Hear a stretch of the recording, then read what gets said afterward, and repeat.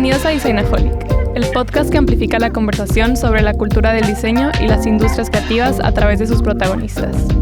Acompaña a Jorge Diego Etienne mientras comparte su pasión por el diseño con los temas más importantes de la actualidad y el análisis de objetos que han hecho historia o están marcando tendencias.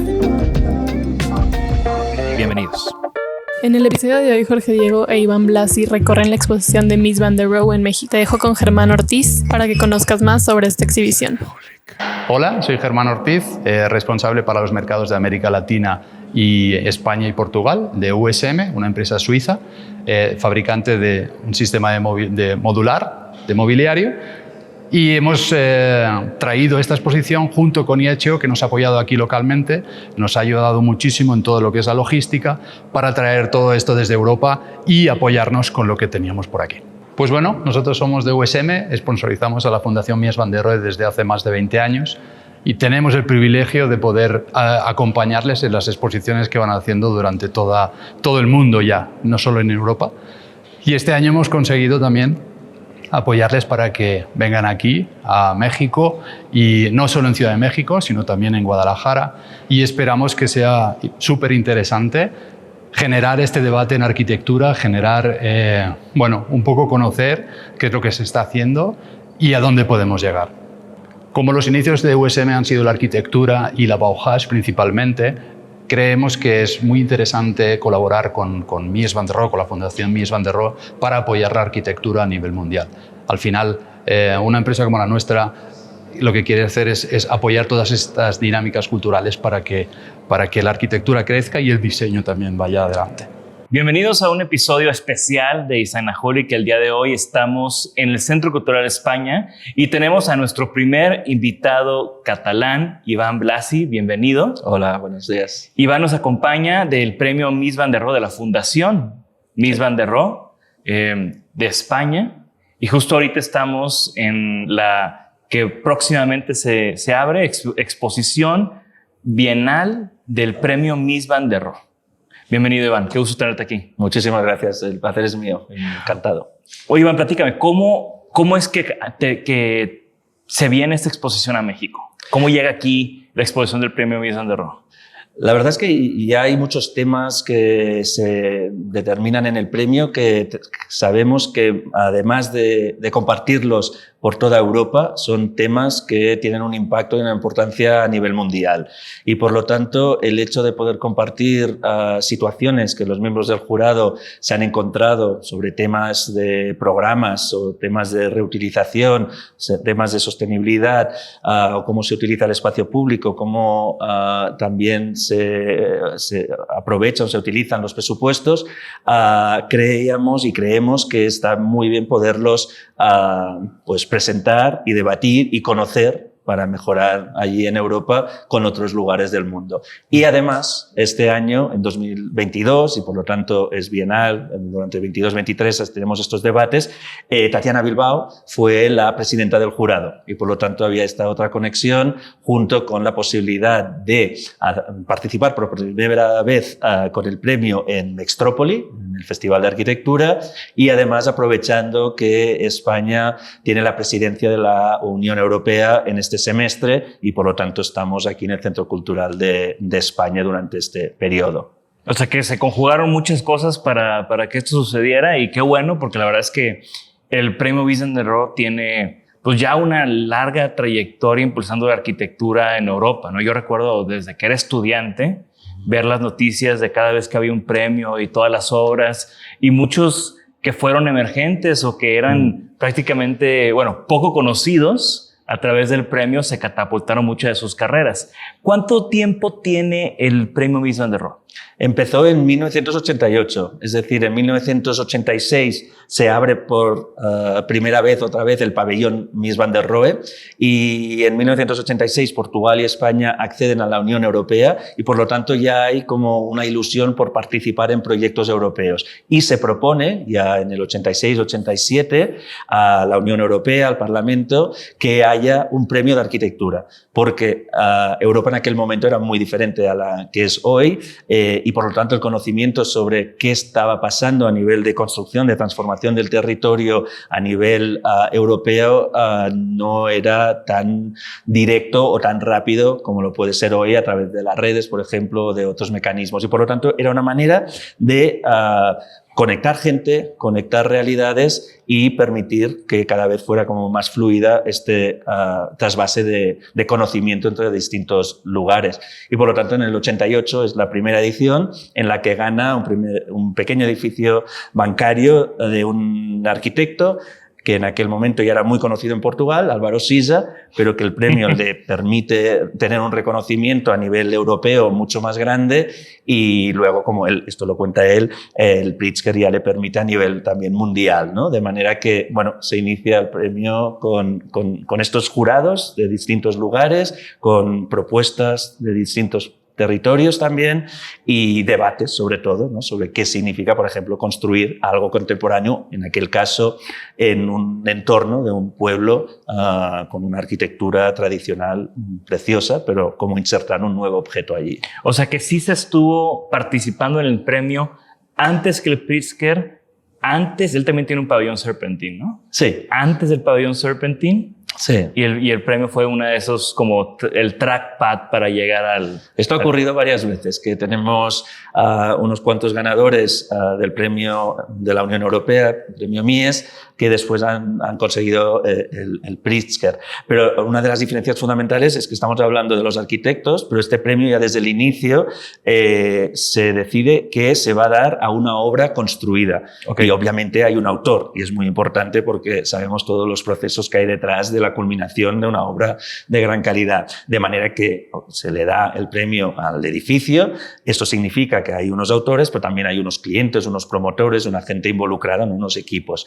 Y por lo tanto, bueno, claro, puede depender de que haya una obra muy bien hecha, muy importante, muy interesante de un autor más o menos desconocido, que luego puede llegar a ser más conocido, o algunos que ya eran muy reconocidos, ¿no? Cuando lo gana Rem Koolhaas, pues ya yo creo que ya había ganado el premio Pritzker, ya era más reconocido, pero aquel edificio en aquel momento en Berlín se considera que realmente es una de las propuestas más interesantes construidas en aquel momento. Y estamos hablando también de las obras ganadoras, pero también damos mucha importancia a todo un conjunto de obras que acompañan, que podemos ver en la exposición, por ejemplo, ahora, pero que explican una realidad un poco más extensa, más allá de una única obra más icónica o más reconocida y que al final tiene más difusión.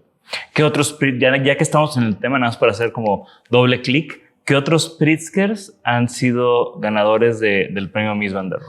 Ahora que no por hacer más o menos cualquiera de los dos premios, como tú dices, tienen diferentes acercamientos a la arquitectura, pero creo que también es valioso porque pues, el Pritzker al final es, tal vez es un premio internacional, ¿no? Mientras que Mies está enfocado en Europa, entonces también como que tiene mucho sentido que es como un paso a, ¿no? Podría ser, sí. A ver, y seguramente alguno me equivoque, yo creo que Grimshaw lo tiene, también Dominique Perrault, también las Grafton, que han ganado en esta ocasión, ya lo habían tenido, Lacaton y Vassal, aunque el proyecto que ganó el premio Mies es de Lacaton, Vassal con Drouot y Hutin.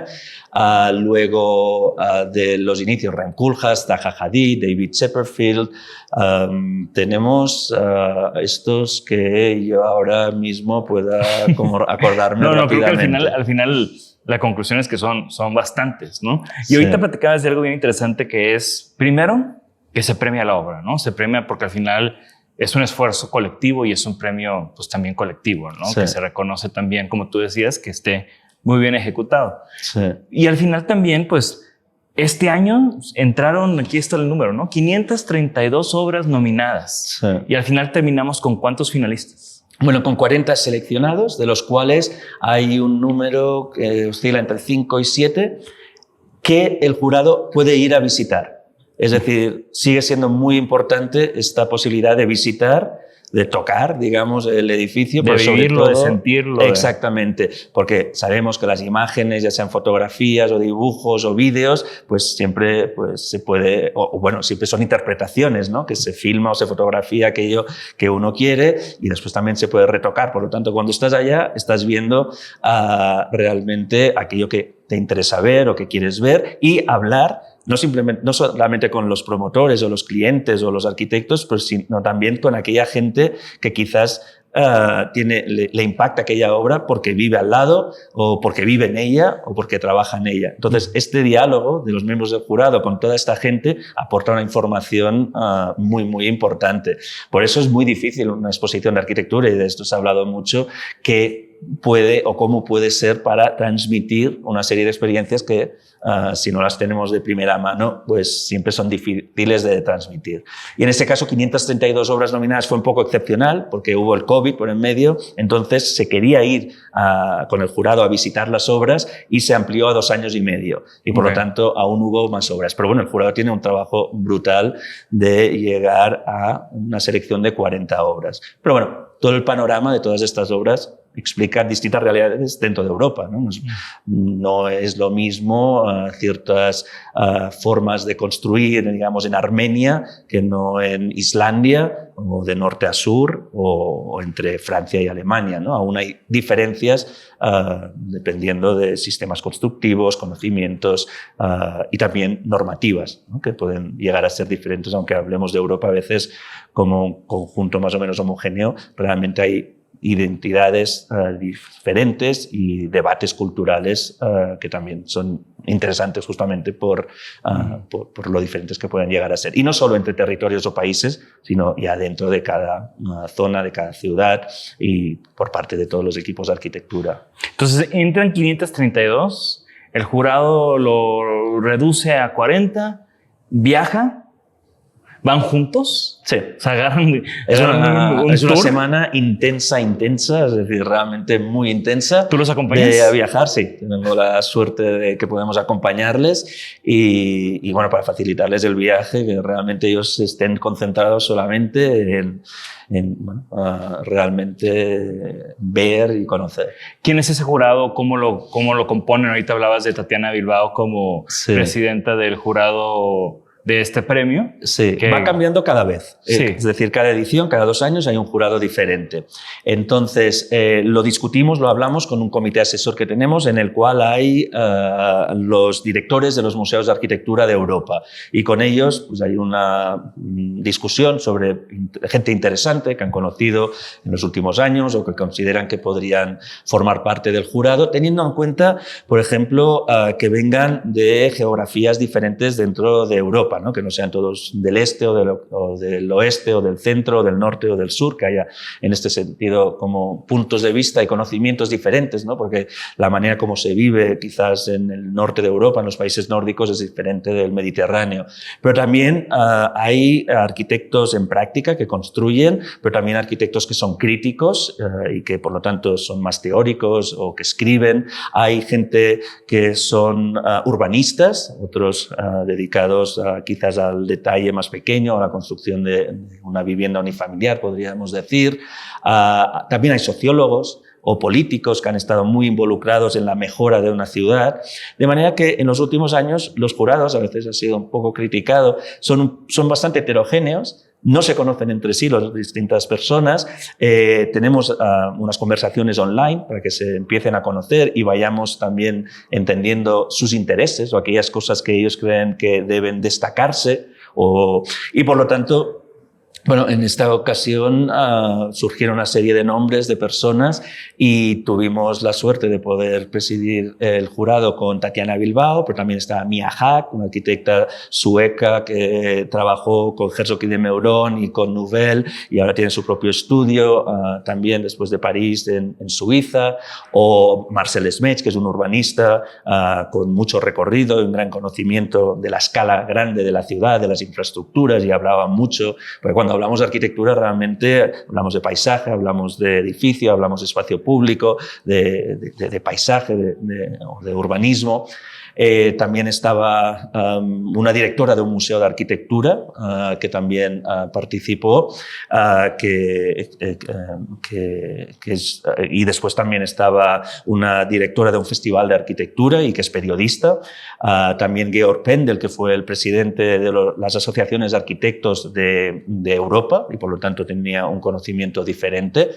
Y a ver a quién me estoy olvidando. Pero bueno, son 7, como estamos viendo. Y después una persona, que es un empresario, que había estado en la política, a la sombra, digamos, del alcalde de Tesalónica, en Grecia, en la transformación de todo el frente marítimo. Okay. Y por lo tanto fue el que lo propuso. Me encanta porque en todo lo que me has platicado del premio, se busca o siento que este tema de la Unión Europea, de integrar diferentes puntos de vista, de que sea una conversación en diferentes regiones, ¿no? Con entender que, o sea, creo que al final agrupa cosas que por lo general no están agrupadas, ¿no? Como que se ve que eso es una parte de la vocación del premio, ¿no? Como correcto. Integrar, inclusive en el jurado, ¿no? Está compuesto con personas que tienen visiones y perspectivas y bagajes muy, muy diferentes. Y creo que esas conversaciones de jurado las deberían de grabar porque seguro son muy, muy interesantes. Bueno, de hecho están grabadas, obviamente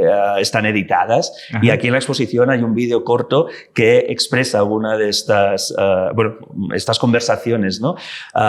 Y después también tenemos un documental más de 30 minutos donde aún hay más información sobre estas preguntas que hacen las personas del jurado a las personas que visitan luego, ¿no? Entonces toda esta conversación, para nosotros es muy importante esta transparencia. Es decir, tú como autor no puedes presentarte al premio, sino que hay una serie de expertos de las asociaciones de arquitectos a quienes les pedimos que nos den razones para proponer una serie de obras que ellos conocen de primera mano y que deben participar. Y nosotros después ya contactamos a los autores. Claro, no, pues entonces vamos a poner esos videos en los show notes para que seguro muchos de los que estén escuchando esto van a querer como entender y aprender más de este proceso. Ponemos aquí el link abajo, de seguro está en la página del sitio, ¿no? Exacto, correcto. Y me da mucha risa esto que dices de la importancia de ir y visitar el lugar, ¿no? A mí me ha pasado mucho. Yo soy gran admirador de la arquitectura y tengo ahí como mis favoritos y siempre estoy como cazando. Voy a ir ahora sí en este viaje a París, ahora sí voy a hacer el tren de 1 hora y media para ir a ver la Villa Savoy, ¿no? Ahora sí voy a ir a las afueras a ver el edificio de Bofill, ¿no? O sea, como que siempre estoy ahorita justo estábamos platicando de la New Gallery de Chipperfield, ¿no? Que no me tocó en mi último viaje a Berlín, pero ahí la tengo apuntadísima, ¿no? Sí. Y lo que pasa mucho en estas ocasiones, que yo creo que es algo más de la arquitectura que tiene ya mucho tiempo, ¿no? Sí. Que llegas y pues no es como la foto, ¿no? Sí. Esto ocurre a nivel de escala, a nivel de contexto. El pabellón Mies van der Rohe, hay muchas fotografías con todo este verde detrás y mucha gente se lo imagina un poco como la Casa Farnsworth en medio de un parque, un jardín, y entonces te das cuenta que está en una zona de Barcelona que hay muchos parques, pero en realidad está al lado de calles, de otros edificios, de una plaza, de una fachada de un edificio también del mismo momento pero completamente diferente. Cambia muchísimo. Y la otra cosa es tener presente también el contexto histórico en el que se construyó. La Neue National Gallery pues no es lo mismo cuando se construye en el 67, 68, que cuando se restaura ahora, políticamente, pero también económicamente, socialmente, eran Alemanias muy diferentes, ¿no? Aún en aquel momento había el muro de Berlín, por lo tanto construir tan cerca del muro de Berlín, pues seguro que tuvo unas consecuencias a la hora de imaginarse cómo debía ser, ahora que ello ya no está y sigue realmente estando bien, ¿no? Era que hay edificios, proyectos que se van adaptando el tiempo y realmente una cosa es poder ir ver, tal, pero también conocer un poco el contexto en el cual aquello ha sido posible.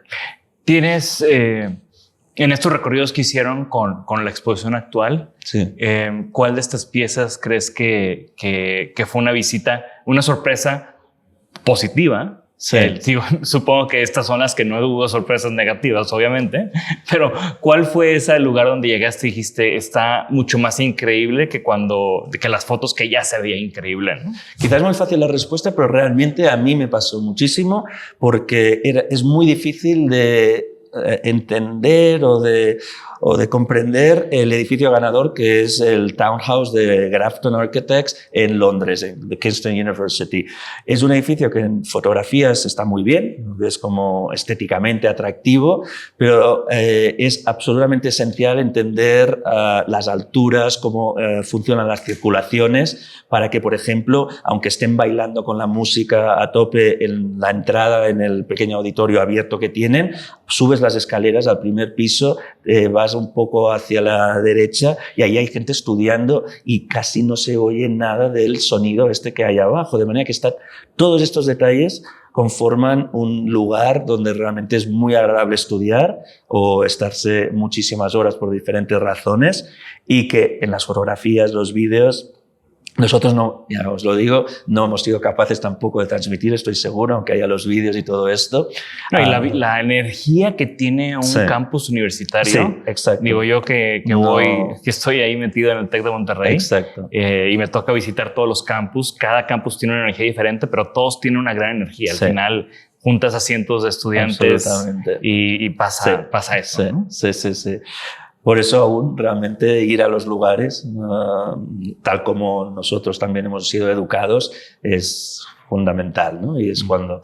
De manera, yo creo que aquí... O, por ejemplo, hay otra obra de Peristoral, ¿no? Unas viviendas. El tema de la vivienda colectiva sigue siendo un gran debate en toda Europa y yo creo que en muchos otros lugares del mundo. Y en este caso tienes unas plantas que parecen de vivienda colectiva social muy rígidas, porque todas las habitaciones son de la misma medida, unos 13 metros cuadrados aproximadamente, tanto la habitación como la sala de estar, como la cocina, como un estudio, y entonces la gente puede decidir pues cómo quiere organizar su vida, y teniendo espacios donde no hay un espacio de dormitorio muy pequeño, en cambio una sala muy grande. Hay gente que quizás le apetece que funcione diferente. Y esta rigidez que a veces parece que tengan las plantas, cuando vas allá, es la única manera, y nos lo hemos encontrado, la gente dice, ostras, pero esta rigidez impone una manera de vivir a la gente. Y realmente es estando allí, quizás con las fotografías y el vídeo ayuda un poco también, que realmente se ve que aquello da una flexibilidad, unas posibilidades muy grandes a la gente a vivir, dependiendo de situaciones familiares de soltería o de parejas o con niños o las realidades que hay actualmente.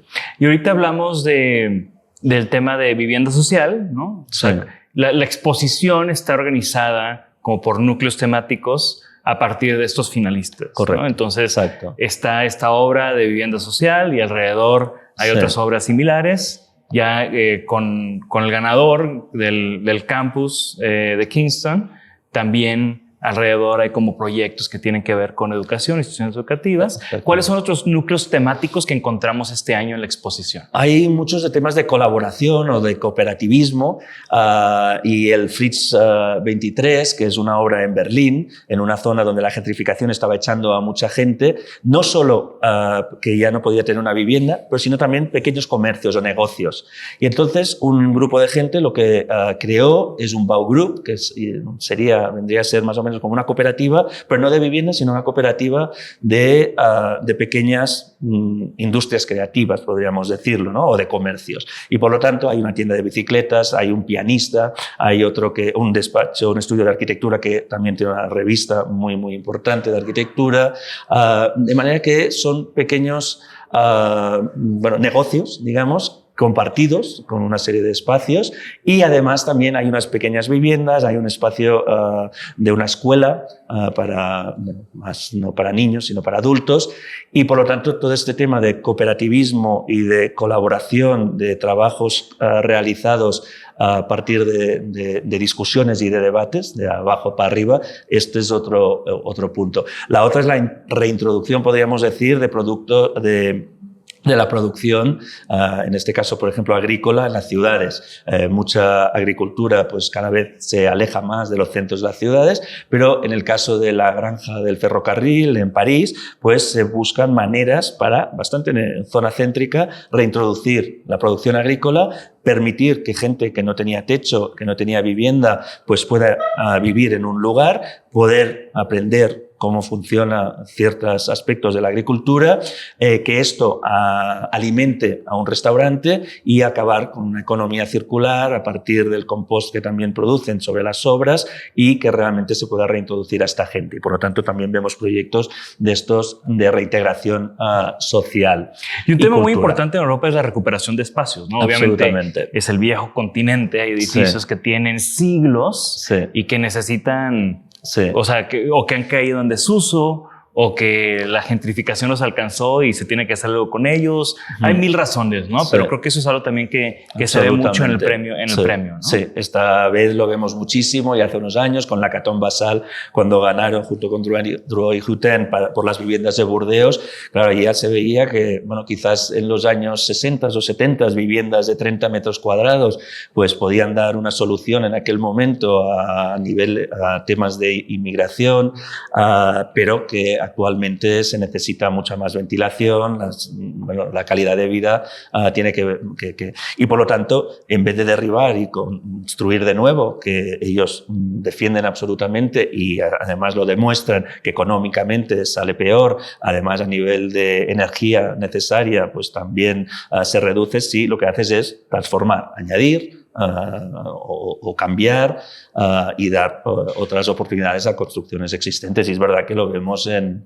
la mayoría de los finalistas y ganadores.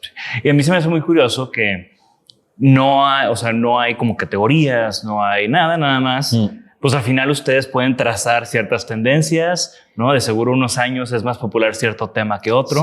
Veamos ahorita, yo tengo mucha curiosidad en el siguiente premio, que es el del 24. Correcto. Ya pasando la pandemia, pues yo creo que va a haber muchos edificios que están respondiendo seguro a esa temática que no estaba tan insertada en la conversación cuando ocurrieron estos proyectos, ¿no? Hay mucha libertad para que el jurado justamente saque a relucir los temas que ellos consideran, como ahora estabas diciendo tú, que creen que pueden ser importantes, entonces verlo con ejemplos de proyectos que participan. Y luego, sí, no hay categorías, por lo tanto, sí, hay un momento en el que al lado de una pequeña placita en una población remota, más rural o lo que sea, pues puede haber un rascacielos. Entonces, bueno, es difícil, hay momentos de complejidad a la hora de poner uno al lado de otro, pero el jurado realmente lo que hemos visto es que consigue poder hablar de ambos, de aquello que aporta, que devuelve socialmente una cosa y otra, y a partir de allí pues buscar cosas que se pueda considerar como interesantes por parte del debate, más allá de que sean más grandes, más pequeñas, un uso sea público o privado, infraestructura o oficina privada. Por lo tanto, sí, también estamos cada vez expectantes a ver que va a participar y el jurado que va a destacar. Nosotros aprovechamos absolutamente todas estas debates y discusiones del jurado para luego comisariar el catálogo, las exposiciones y todos los debates. Claro. Y bueno, tú tienes ya varios años involucrado con la Fundación Mies van der Rohe, que justo antes de empezar te decía que qué envidia que una de tus labores es como gestionar y organizar todo lo que ocurre en el pabellón, que como te decía es uno de mis lugares, digo, todos mis alumnos que les he dado clase de historia saben que es uno de los lugares que siempre digo que tienen que ir, tienen que vivir y tienen que entender. Igual y tú me puedes ayudar después. Estoy buscando, tengo una foto de Mies van der Rohe platicando con el rey en el pabellón. Sí. Pero no tengo una foto del rey sentado en la silla de Mies van der Rohe. Nunca se sentaron los reyes en las sillas. Es decir, que aquellos debían ser los tronos diseñados en aquel momento. Sí, porque es lo que les platico a mis alumnos, ¿no? Que Mies quería diseñar el trono moderno. Se sabe que no se sentaron, lo que no se sabe es si es que no tuvieron tiempo, si es que les pareció que aquello no era una silla a sus expectativas o si eran demasiado bajas o no sabemos qué ocurrió. Pero la foto no existe porque parece que realmente o no se sentaron. Sí, yo siempre estoy, o sea, en estas clases de historia que me encanta dar, siempre estoy buscando como esas fotos, o sea, piezas como el pabellón o piezas que ya tienen cualquier obra de esa época, pues ya las hemos visto esas fotos muchas veces, ¿no? Entonces siempre estoy buscando como... Pero siempre aparecen detalles y por esto tenemos este programa de intervenciones, de transformaciones por parte de arquitectos o artistas sonoros o de distintos campos culturales, que lo que hacen es ayudarnos a nosotros también a seguir entendiendo y conociendo mejor el pabellón, la arquitectura del movimiento moderno, la arquitectura de Lily Reich, la de Ludwig Mies van der Rohe y también la actual, ¿no? Temas actuales. Y, por ejemplo, una cosa que hicimos el año pasado y que quizás en las fotos se ve, pero no es muy obvio, es que el estanque grande tenía nenúfares, tenía plantas acuáticas. No es como el que se reconstruyó, que ya fue en los años 80, donde había como mucho miedo por parte de los políticos y también por parte de los arquitectos a veces de introducir plantas en lugares con agua por posibles enfermedades causadas por mosquitos, no sé qué, y por lo tanto en los años 60, después de la Segunda Guerra Mundial, muchos de los espacios públicos con plantas desaparecen y con agua. Y ahora ya hay otras fórmulas para que estos problemas no surjan, y el año pasado se reintrodujeron con un equipo de Polonia, Centrala, que había hecho una investigación sobre este tema, y por lo tanto vemos que originalmente en el estanque del pabellón en 1929 había plantas nenúfares y algunas plantas verticales que han permitido que pues, ya no se vuelque cloro o productos químicos al pabellón, pero también en la parte superior de los muros se ve que había unas plantas y tampoco se conoce mucho, no se entiende mucho, más allá de la inauguración donde parece que pusieron unas macetas con flores por todas partes, pero solo existen en las fotografías de la inauguración estas macetas. De manera que van surgiendo claro, temas. Sí, no, y de nuevo, ¿no? Es como, Mies van der Rohe siendo un personaje fundamental en la historia de la arquitectura, pues siempre dudo que se deje de revisitar y se deje de estudiar y se deje de interpretar, que es una de las cosas que me gusta mucho lo que hacen en el pabellón.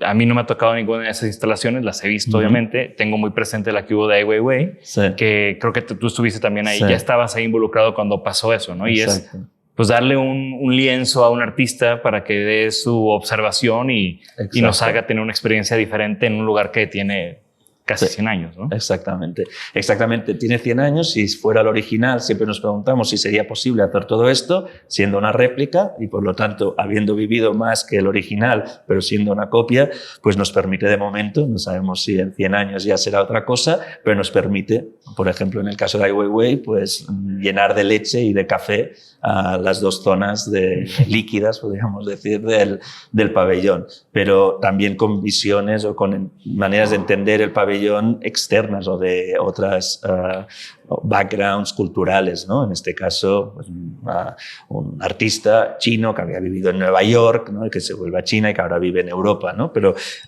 desconocía el pabellón y fue una pregunta muy básica.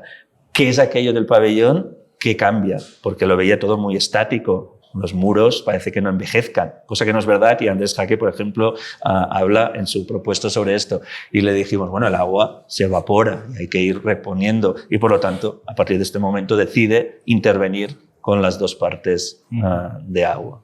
Sí, y otra de las cosas que siempre comento es este tema de la envidia, ¿no? Yo me imagino, yo estudié la carrera de diseño en Monterrey, ¿no? Y digo, qué envidia a alguien que está estudiando en Barcelona. O mis alumnos cuando de repente me dicen que se van a hacer un intercambio a Barcelona, les digo, es que estás en la ciudad de Gaudí, estás en el lugar de la obra, de una de las obras más importantes de Mies van der Rohe, estás en un lugar donde hay tantas cosas pasando, ¿no? De arquitectura, tanto tradicional, moderna hablando del modernismo y contemporánea, ¿no? Es una mezcolanza increíble de arquitectura, ¿no? Sí, viajar es esencial y nos permite pues, conocer la arquitectura, lo que decíamos antes, con el contexto, ¿no? Con la gente que está allí. Entonces entendemos también pues, que al lado del pabellón vive gente y que los niños de la escuela de al lado pues, utilizan el espacio vacío que hay delante como casi su patio de escuela. Y es verdad que Barcelona pues, ha apostado muchísimo por una calidad de los espacios públicos y ha habido una serie de figuras, ¿no? Como Gaudí, por ejemplo, que han construido una serie de piezas como muy conocidas internacionalmente. Pero también nos pasa, yo creo que a todos, que cuando no estás en un lugar, pues realmente te apetece y ves un atractivo muy grande, ¿no? Que nos pasa seguro cuando vemos todo aquello que yo conozco México ciudad un poco, no Guadalajara o no otras ciudades aquí en México, pero claro, cuando conoces y cuando empiezas a saber de lugares como la UNAM y toda la obra de Barragán, pues también, y más allá, ¿no? También el desarrollo urbanístico de una ciudad de 25 millones de personas. Entonces, y lo histórico, me acaba de pasar justo, algo así me pasó caminando aquí hacia el centro, pasé por el Zócalo, vi la catedral y la vi impresionante. Pero al mismo tiempo, cuando bajé la mirada, vi a la gente que seguro transita por ahí muy seguido, que ya no la voltea y la observa de la manera en que yo la estaba observando en ese momento, ¿no? Y creo que y esto es un error que hacemos, que a veces no seguimos observando allí donde estamos constantemente y abrimos más los ojos fuera, en otro lugar, ¿no? Y por eso la importancia de revisitar y generar una novedad para regresar a esos lugares y para seguir un diálogo con esos lugares, ¿no? Porque el pabellón se ha escrito muchísimo, pero aquellas historias tampoco son cerradas y son tal como ocurrió. Muchas cosas son interpretaciones y así ocurre con todo lo que nos envuelve. Yo he visitado el pabellón 2 veces, la última en 2006, pero la primera fue en mi primer viaje de mochilazo por Europa, ya sabes. Justo en Barcelona estuve atorado unos días porque había huelga. Para variar, huelga de verano en los trenes franceses. Pero ese verano yo estaba a punto de entrar a la carrera de diseño y conocía muy poco. Y fui al pabellón conociendo muy poco o nada, solo sabía que era una obra importante de arquitectura y salí de ahí con una fijación en Mies van der Rohe y su trabajo y su obra y sus muebles y los espacios y toda esta ideología que traía que traía y que se plasma muy bien en el pabellón. Y sí, te puedo decir que es algo que es uno de esos momentos en mi crecimiento como diseñador o en mi introducción al mundo del diseño que me marcó para siempre, ¿no? Y me gusta mucho. También trabajé en algún momento en algún museo. O sea, mi punto es que me da mucha envidia el trabajo que tienes y que te toca visitar y te toca revisitar y te toca hacer todas estas actividades alrededor del pabellón. ¿Qué ha sido alguna de esas experiencias que has tenido en este tiempo de estar involucrado con la Fundación y el pabellón que guardes ya sea con asombro o con cariño? A ver, la verdad es que así de buenas a primeras es realmente conocer a la gente que a veces has conocido indirectamente y que cuando realizan alguna de estas intervenciones, algunas de estas acciones, pues tienes tiempo de poder charlar con ellas y tomarte un café, tomarte una cerveza, una plática off the record, por decirlo así, ¿no? Exacto. O sea, que recuerdo, sí, muy, muy claramente, pues ir a comer con Ai Weiwei, ¿no? Y tener una conversación sobre lo que en aquel momento acababa de tener una exposición en Colonia, en Múnich, creo que era. Pero bueno, en cualquier caso, a partir de las experiencias que había vivido unas semanas antes o unos meses antes en China, ¿no? Donde le habían dado una paliza, pero bueno, mezclando, o con los miembros del jurado, también es muy bonito que hablan de arquitectura, pero cuando vamos a comer con ellos se habla de temas políticos, de temas económicos a nivel mundial o sociales, ¿no? Entonces estas conversaciones que forman parte de la arquitectura, del arte, de la cultura, forman parte del día a día y esto realmente creo que es lo que más se me queda.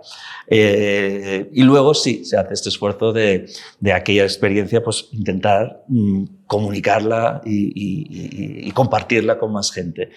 Yo diría bastante esto porque la primera vez, yo me acuerdo muy bien mi primera visita al pabellón Mies van der Rohe. Yo seguramente ni conocía que existía el pabellón en mi propia ciudad, al igual que en mi ciudad, Barcelona. Mucha gente nunca ha ido a la Sagrada Familia, ¿no? Esto es algo que ocurre. Y el primer profesor que tuvimos de la primera clase de arquitectura fue Ignasi de Solà Morales, uno de los 3 arquitectos que habían reconstruido el pabellón, que nos mandó ir al pabellón a visitarlo. Nos recomendó ir al pabellón. Y bueno, fui ahí también intentando no pagar como estudiante, todas estas excusas.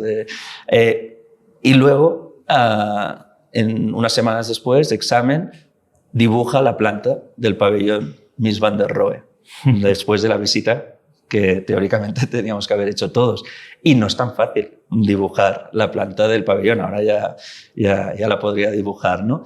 Pero bueno, esto lo decía a partir de experiencias que a veces son no concretas, bueno, sí, son experiencias relacionadas con el pabellón, con la Fundación Mies van der Rohe, pero realmente de unos inicios en los cuales aquello aún no le estás dando un valor, aún lo ves de una manera muy diferente a la que poco a poco después te vas dando cuenta que tuvo como influencia más allá de la ciudad de Barcelona, ¿no? y en muchos lugares. Y aquí tenéis la suerte, ¿no?, también de tener un edificio de Mies van der Rohe junto a uno de Candela y que ves que realmente era una arquitectura que ya era muy internacional. Que igual y me falta a mí visitar las oficinas de Bacardí, a ver si hay alguien que me puede dar acceso, me encantaría visitarlas. Yo trabajé un verano en un edificio de Mies van der Rohe y un edificio creo que de los más raros.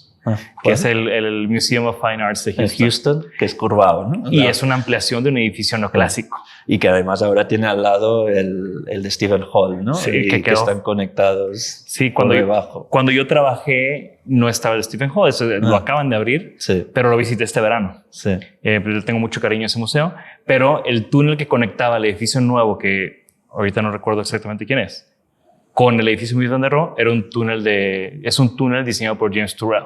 Exacto, con este tema de iluminación. Yo no lo he podido visitar, pero ayer justamente con la gente de la productora nos enseñaban fotos de cómo la luz y la importancia de la luz, que siempre hablamos en el pabellón de reflejos, pero en este caso luz artificial, que da a todo el mundo una sensación de estar muerto, de estar gris, que desaparecen los colores. Bueno, ese es el túnel nuevo, que es de Olaf Eliasson. Olaf Eliasson, lo pensé. Ese es el nuevo. Sabíamos. O sea, cuando yo trabajaba, cruzaba todos los días por un James Turrell Pine Mies van der Rohe, el mejor verano de mi vida, ¿no? Sí, y ahorita está este túnel de Olaf que sí, a través del amarillo como que mutes, ¿no? Los colores. Te pone el filtro este. Y James Turrell también tiene en Rise, ¿no? Tiene esta Skyspace, que también tenemos en el TEC de Monterrey, para cuando eventualmente, ojalá este premio también viaje por allá. Hay la intención, así que hay que hacer que suceda. Es que sí, en el ambiente, o en el ámbito, universitario, también el premio cada otro año, cada 2 años es de obra construida, pero al siguiente es de proyectos final de carrera de estudiantes que ya empiezan en la profesión. Por lo tanto, nos interesa desde los inicios, o creemos que lo que es interesante es conocer desde los inicios cómo se enseña arquitectura, cómo se acaban los estudios, cómo se entra a la profesión con un arquitecto emergente ganador y luego arquitectos que ya están más establecidos. Que creo que no hemos hablado de eso ahorita, que hay 2 ganadores. Exacto. En este premio, sí. O sea, tenemos la parte de estudiantes, que ahí sí puede ser obra no construida, pero ya en el premio, que es cada 2 años, sí, hay 2 ganadores.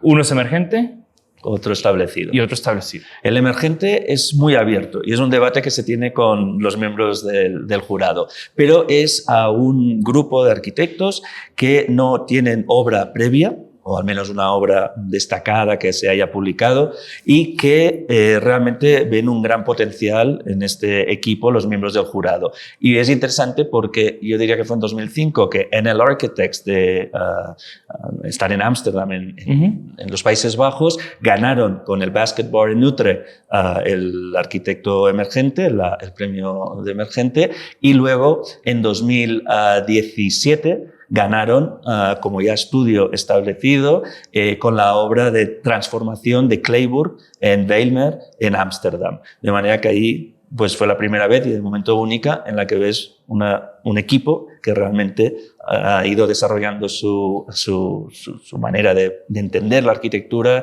de realizarla y finalmente ganar, digamos, el premio de arquitectura. Y en ese tiempo que has estado involucrado en el premio, ¿has visto o has notado cambios en lo que reciben, ¿no? Como que hace Empezaste como hace 6 años, me decías, sí, un poco más. Con el premio así directamente con la organización y liderándolo, sí, y se van viendo, una cosa que vamos viendo, por ejemplo, es temas de presupuestos, temas del coste de los proyectos, de las superficies, temas también temporales. Hay proyectos que a veces el diseño inicial, los dibujos iniciales, teníamos un proyecto de Remcuja de los años 80 y se acaban en el 2015, de manera que hay procesos a veces muy largos. Pero cada vez es cierto que vamos viendo procesos que son más cortos. Seguramente también porque la industria de construcción pues puede ser más rápida según cómo, pero bueno, aún sabemos que hay como mucho tema de normativas y de realidades varias que ponen freno a la realización, pero muchas veces presupuestos más bajos para obras a veces de escala más o menos pequeña y que realmente tienen que ser construidas en menos tiempo. Esto sí que lo hemos ido viendo a partir de la crisis, que sobre todo en Europa en 2007-2008, exacto, ahí se vio muchísimo y que dio oportunidades a estudios más pequeños y más jóvenes. Un ejemplo sería, por ejemplo, el Red Bull Academy en Madrid, el Angarita y Navarro, que era un estudio muy joven y ganaron el Emergente, y realmente una obra construida con un presupuesto muy, muy mínimo y en nada. O sea, yo creo que fueron la construcción en sí 1 mes o 2 meses. O sea, fue una cosa, no quiero equivocarme, pero realmente muy rápida. Y esto es una de las realidades. También, obviamente, todo el tema de sostenibilidad social, ecológica y económica, más allá de decir que hay ventilación cruzada, sino que realmente hay como búsqueda y investigación, porque claro, nosotros vemos el resultado acabado, pero es muy interesante todos los procesos anteriores, que esto leyendo, pues vas, bueno, es una manera de ser consciente de todo aquello que ha llevado hasta las decisiones tomadas en el diseño y en la construcción. Que para que todos los que nos están escuchando, mucha de la información que vemos en esta exposición también se puede consultar en línea en el sitio del premio. Exacto. Hay maquetas. Las maquetas tienen un QR de estos proyectos y esto te lleva directamente a la página del archivo online, que es completamente abierto.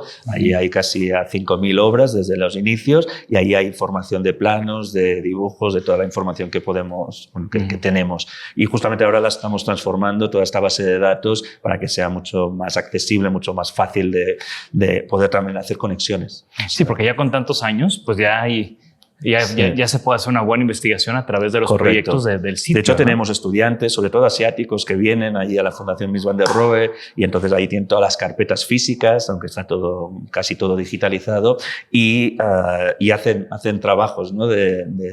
para entender o sobre programas o sobre temáticas o sobre los estudios, cómo están conformados o interés sobre que a nosotros también nos sirve, por ejemplo, para hacer una exposición que hicimos y que ahora se inaugura mañana en Shanghai sobre arquitecturas en el frente fluvial o marítimo, ¿no? Arquitectura relacionada con el agua. Y que hay varias obras también de ese tipo. Hay muchas, exacto, sí, porque son puntos que justamente tiene una gran presencia el cambio climático, ¿no? Por el agua que cada vez va subiendo o el agua también entendida como necesidad vital y que cada vez, sobre todo en temas de paisajismo, hay que mirar cómo reducir su uso, su necesidad. Claro.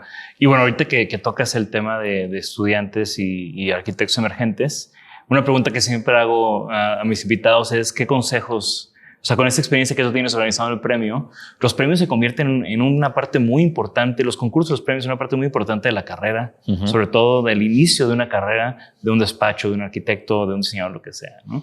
¿Qué consejos tendrías para la gente que nos escucha, que tal vez, como no están bueno, sí tenemos algunos que nos escuchan en España, para mi sorpresa, pero nos escucha mucha gente aquí en México que tal vez no puede, y en Latinoamérica, que tal vez no puede entrar al premio Mies van der Rohe porque es algo de la Unión Europea, pero pues que sí hay muchos otros premios y muchos otros concursos, ¿no? Sí. ¿Qué consejos tendrías para ellos?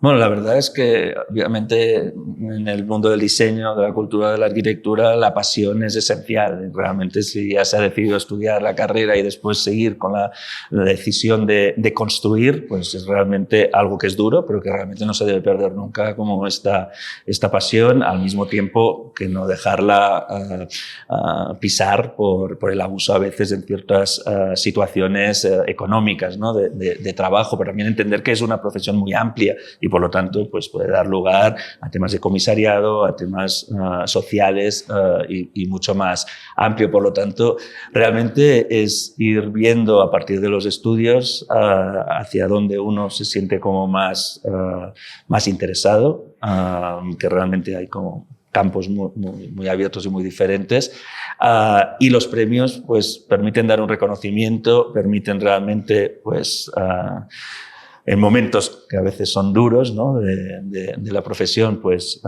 tener un apoyo por parte de una gente que decide. Y a la vez también ayudan a tener difusión, ¿no? a ser conocidos y por lo tanto quizás a tener más encargos o a poder compartir sobre todo, porque esto es lo que ocurre por ejemplo en Mextrópolis, sus conocimientos con otra gente y poder al final compartir. Claro. Y bueno, ya empezar a cerrar, te voy a preguntar cuál es tu edificio favorito, pero no puedes decir el pabellón. Siempre sería lo fácil. Mis estudiantes siempre me preguntan por la ciudad favorita y también es muy complicado o muy difícil. Y decidir sobre un lugar no es nada fácil.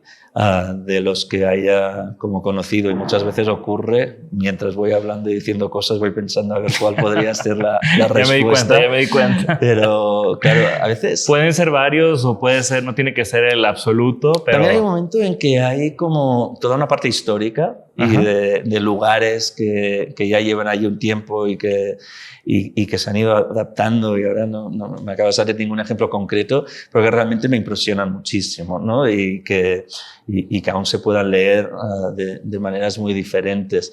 Y por lo tanto, seguramente iría más hacia algo, sí, digamos, con una vida más larga, porque aunque aquí, por ejemplo, y ahora me voy a ir un poco por las ramas, pero tenemos obras recientemente construidas y acabadas, ¿no? Aunque muchas son también transformaciones de obras que estaban allí antes, pero nos gusta mucho ir revisitando, aunque esto no lo hagamos público, ganadores o finalistas 10, 25 años después, porque allí ves toda la vida que ha habido y que en 2 años es mucho más difícil de contemplar. Claro. Y por lo tanto, por eso muchas veces... Estas son las conversaciones interesantes con la gente que vive o trabaja ahí, ¿no? Exactamente. Con las que ya tienen 20 y tantos años. Porque muchas de estas obras lo que es bonito es que al final...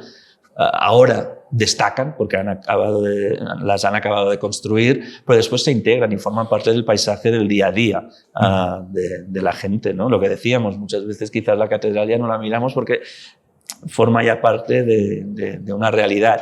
Hay que seguir mirándolo, hay que seguir teniendo curiosidad absolutamente siempre. Hay que ver para arriba cuando estamos caminando. Pero ya forma parte del paisaje de la ciudad, ¿no? Ya nos sorprende sencillamente porque es más alto, utiliza un material u otro. Recomiéndame un lugar en Barcelona mejor. Un lugar ya te lo estoy acotando. Sí, dame algo para mi siguiente viaje a Barcelona que tengo muy pendiente regresar. Yo creo que aún hoy en día, actualmente, sigue siendo absolutamente interesante, aunque a veces haya que ir con un poco de cuidado, la zona del Raval, de la ciudad vieja, ¿no? Que es esta zona que ya nació como Raval, como afueras de la ciudad en la Edad Media, que actualmente pues, permite que no haya habido una gentrificación tan fuerte como en otros barrios y que siga viviendo gente que haya estado allí, las familias durante mucho tiempo, pero también mucha inmigración que llega y no es desplazada a las zonas más distantes del centro de la ciudad, sino que vive allí y que hay toda una historia muy interesante durante todo el siglo XX y que está conectada tanto al mar, a la relación con el mar, como a la gente que vive en unas condiciones a veces un poco duras, ¿no? No la vivienda o edificios de la parte más rica de esta parte antigua de la ciudad, sino con condiciones de luz o de ventilación mucho más duras, ¿no? Entonces ahí hay una mezcla social que sigue existiendo, que va cambiando también, por mucho que hayan introducido hoteles nuevos o construcciones nuevas, y que creo que realmente sigue siendo uno de los lugares por los que pasear, por los que ir a tomar algo, por los que por la noche también hay garitos que ya llevan muchísimos años funcionando, y aunque se hayan adaptado a realidades diferentes porque cambiamos como personas y como sociedades, y que sigue siendo muy interesante. Y es posible que quizás como lugar algún parque de Burle Marx, ahora ya iba como pensando, o ahora estaba pensando los jardines del Gulbenkian en Lisboa, los edificios de Lisboa son de los lugares que repetir y volver a revisitarlos realmente siguen impresionándome, y seguro que con un ejemplo, al igual que si solo nos centramos en los ganadores y nos olvidamos de todo lo demás, claro, pues es muy... me encanta. Poco claro. ¿Y alguna recomendación, algo que estés leyendo, viendo recientemente que quieras compartir con nuestra audiencia? Me gustaría, la verdad es que últimamente el problema es que acabo leyendo sobre todo documentos, porque todo esto es muy interesante, muy potente, pero también hay toda la parte de, digamos, de más institucional, ¿no? De documentación para poder organizar con la Unión Europea el premio y todo esto, y acabas leyendo mucho más documentos oficiales y que no cosas que tienes que enjuagar un poco ahora ahí mismo, pero sí, a ver, que sí, también me tomas... No, puede no ser de arquitectura, ¿eh? O sea, sí, no, seguro que no sería que de de repente llegue y dice, acabo de ver Succession en HBO o algo sí, sí. Muchas veces sí va muy bien ver alguna cosa en cualquier plataforma de estas que no tenga nada que ver con nada, casi sin un interés muy potente para que la mente realmente descanse durante unos minutos. Pero...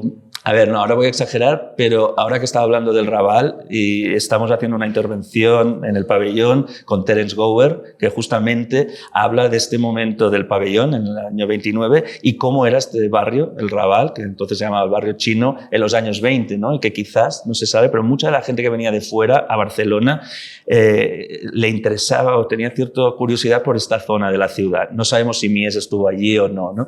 Pero hemos conseguido hacer una publicación con unos textos de Juanjo Lahuerta, del mismo Terence Gower y de Celia Marín, y que son textos que justo estaba leyendo en el avión por segunda vez viniendo aquí y que ponen de manifiesto esta ciudad que es la menos conocida, es decir, la ciudad que se conocía de Barcelona en los años 20 era la de las fotografías oficiales, pero en cambio hemos tenido intervenciones que te explican que había obviamente muchas otras Barcelonas, ¿no? De la gente que malvivía detrás de toda esta parte más teatral, digamos, de una exposición internacional, o este Raval o barrio chino, y estos textos realmente a ver si lo vamos a presentar en 2 semanas o 3, porque aún está ahí revisándose. Pero bueno, mira, sí que es de arquitectura, pero es de arquitectura entendida claro. a nivel... Y ahorita, justo que mencionabas de que no sé si Mies van der Rohe fue ahí o no, ¿qué tanto se sabe de Mies como persona en Barcelona cuando el pabellón? Hizo varias, o sea, ¿se sabe si hizo varias visitas o no? ¿Qué hacía? O sea, como que ¿qué historias de Mies van der Rohe en los tiempos de estar haciendo el pabellón? Se conoce muy poco. Hay muy poco que haya quedado sobre el pabellón. Planos quedan muy pocos. Hay una planta en el MoMA, hay algunos dibujos, algunos detalles, pero realmente fotografías. Sí, porque todo la Feria Mundial es efímero, casi, ¿no? O sea, exactamente. Es algo que se va a desmontar. De hecho, hasta llama la atención. Digo yo que también es por el momento. Ahorita ya todo es, bueno, ha habido un esfuerzo por las ferias mundiales por hacer obras que permanezcan después con una segunda vida más notoria, ¿no? En las últimas recientes, pero por muchos años eran cosas que se levantaban y se desaparecían súper rápido. En Barcelona pues quedó el pabellón con las Olimpiadas. No, el pabellón tampoco, o sea, se reconstruye, justo en este momento previo a las Olimpiadas. A ver, no se sabe mucho tampoco de Mies, lo que sí que tenemos alguna fotografía en obra, en la construcción, con los muros de ladrillo de los cimientos, que después no se ven porque se cubre todo con el travertino. Se sabe que también hizo algún otro viaje, que estuvo en la inauguración, porque hay imágenes suyas con el rey, con los embajadores. Yo tengo la foto con un sombrerito en la mano, el rey enfrente de Mies van der Rohe, como explicándole, ¿no? Exacto. También hay el contrato, o sea, hay un contrato con Mies para que se construya el pabellón de Alemania, pero también no se conoce tanto que están Lili Rey, que tiene su estudio independiente, y Ludwig Mies van der Rohe colaborando en aquellos años, y es a ambos a quienes se les encarga, aunque en el documento de contrato la firma de Lili Rey no está, pero todas las secciones representando a Alemania. Por lo tanto, en todos los edificios que hay en Montjuïc aún actualmente, había los espacios que representaban a Alemania de las diferentes industrias, ya fuera la automovilística o la de la seda o los textiles o el vidrio, y esto también fue diseñado por ellos, también fue proyectado. No se sabe, alguna gente dice que el pabellón quizás fue más de Mies y que el resto de espacios, que eran mucho más grandes, una superficie mucho... Esto Laura Martínez de Guereño, a través de la beca Lili Reich, ha conseguido sacar más información, pero esto quizás había sido más Lili Reich, no se sabe. Pero justamente Lili Reich no sale en ninguno de los vídeos de aquel momento en el que sí que aparece Mies con las autoridades, o en ninguna fotografía en Barcelona. Entonces hay aún mucho desconocimiento. Y bueno, sí que hay unos cassettes que grabó uno de los nietos de Mies van der Rohe hablando con él en Estados Unidos. La mayor parte está transcrita, pero es posible porque van saliendo documentos menos conocidos, ¿no? De momentos un poco más complicados, ¿no? Con el nazismo empezando a ya estar en las diferentes instituciones gubernamentales en Alemania, y bueno, Mies van der Rohe y Lili Reich participando en algunos, o intentando participar en algunos proyectos. Finalmente Mies van der Rohe se va o emigra. Pero bueno, aún hay mucho por conocer. Sí. No, y Lili Reich es de esas figuras como Charlotte Perriand que pues, por muchos años estuvieron en las sombras de estas grandes personalidades. Digo, Charlotte Perriand con Le Corbusier y Lili Reich con Mies van der Rohe, que yo, al menos en mi clase de historia, hago ese esfuerzo de visibilizar y en general muchos esfuerzos por visibilizar esas grandes mujeres que vivieron mucho tiempo en la sombra, obviamente porque eran otros tiempos y había otra mentalidad al respecto, ¿no? Pero sí, Lili Reich es que ahí hay mucho todavía por conocerse, ¿no? Sí, lo único que se ha buscado, pero hay poca información. Desgraciadamente, mucho del material, por ejemplo, se volvió a Alemania, al archivo o al estudio de Mies, pero después, durante la Segunda Guerra Mundial, Lili Reich y otro de los trabajadores o personas que había estado muy cerca de Ludwig Mies van der Rohe intentan salvar, pero hay algún bombardeo que destroza o que destruye mucho material. Pero ellos dos salvan una gran parte del material del pabellón, pero dicen en unas declaraciones, en un escrito, que unas grandes fotos desaparecen, son destruidas, ¿no? Por lo tanto, bueno, hay estas historias, ¿no? Pero Lili Reich muere muy pronto después de la Segunda Guerra Mundial y por lo tanto hay mucho desconocimiento y no sabemos aunque hayamos hecho un gran esfuerzo, si alguna vez va a salir alguna información nueva. Pero bueno, van apareciendo, por ejemplo, el abuelo de Tatiana Bilbao construyó uno de los pabellones ahí en 1929, ¿no? De manera que vas descubriendo diferentes arquitectos muy interesantes que en aquel momento estaban en Barcelona también construyendo. Increíble. Iván, ha sido un recorrido increíble del pabellón, del premio, de la arquitectura europea. Me da mucho gusto platicar contigo y me da mucho gusto que esa exposición viaje a México, que se repita, veamos la manera en la que esto sigue ocurriendo. Y pues no queda más que invitar a todos. Platícanos a nuestra audiencia ¿cuánto tiempo se queda la exposición? ¿Cómo la pueden visitar? Etcétera, ¿no? La exposición está... Bueno, primero agradeceros a vosotros. O sea, es un placer poder estar aquí. También hay mucho interés por la arquitectura mexicana en Europa y realmente con algunos premios que se salen del contexto europeo, pues realmente hay mucho interés y realmente cosas que a nivel personal ya realmente considero que están muy bien. Pero bueno, la exposición está aquí en el Centro Cultural de España en México. En el mero centro histórico.